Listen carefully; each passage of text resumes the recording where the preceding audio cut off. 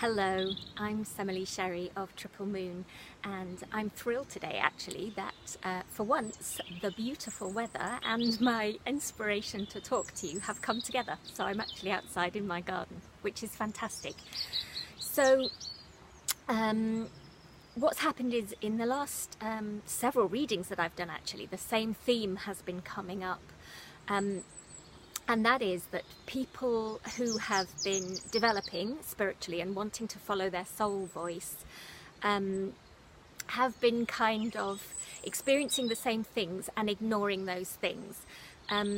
And so I wanted to, I've probably spoken about this before, but I wanted to say it again because especially with the Me Too and It's Time movements going on very publicly and very vocally right now, which is fantastic. This is a really important lesson. And what I always teach about following your soul voice, your intuition, whatever you want to call it, is that you have to trust it and you have to act on it. Once you've got that, it will get stronger and stronger, but you do have to listen to it. You can't ignore it.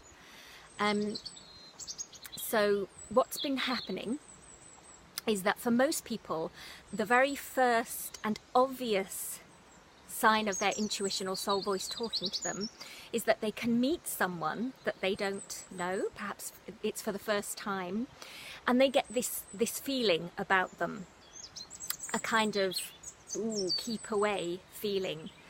And because they are nice, because they don't want to appear judgmental, they ignore that feeling. And so what happens is you're saying no to your intuition. Now, I'm not talking about a judgment on first impressions, like people always say, don't judge a book by its cover. I'm not talking about kind of looking at someone and from their appearance, making some decision about how or who they are. What I'm talking about is that visceral, bodily sensed soul voice saying to you, for you, this is your own personal guidance system. For you, your intuition is saying, this is not a healthy or helpful person for you to spend a lot of time with. That's essentially all it's saying. It's not making a wholesale judgment about someone like this is an evil person, this is a bad person. That's not what it's about. It's just saying that intuition, that feeling that you get is saying, for you, this is not a healthy or helpful person to spend a lot of time around. Because certainly for me, I know in the early days, it was one of the first signs of my intuition that was really strong. And if I ignored it, which I often did because I was nice and I was like, that's not fair to judge someone that you don't know on a simple snap judgment like that, which of course it wasn't because I was feeling it so bodily and viscerally.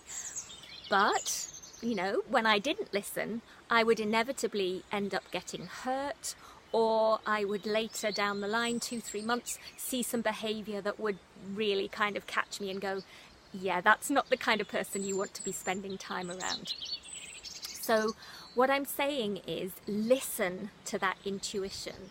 If you feel it deep within, I always come back to the body. It's the best tool we have for knowing what's truth or not. If you have that intuition, please listen to it. Please act upon it.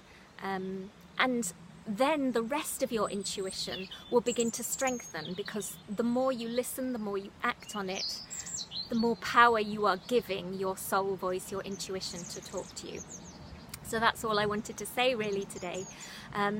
But it's just interesting that it's been coming up several times, and I think it's a part of, particularly women. I'm not ruling out men either, they have this too, but particularly for women, it's such an essential part of claiming back your power and of saying at a really early stage, because we're often shown this, no, this is not a person to get involved with.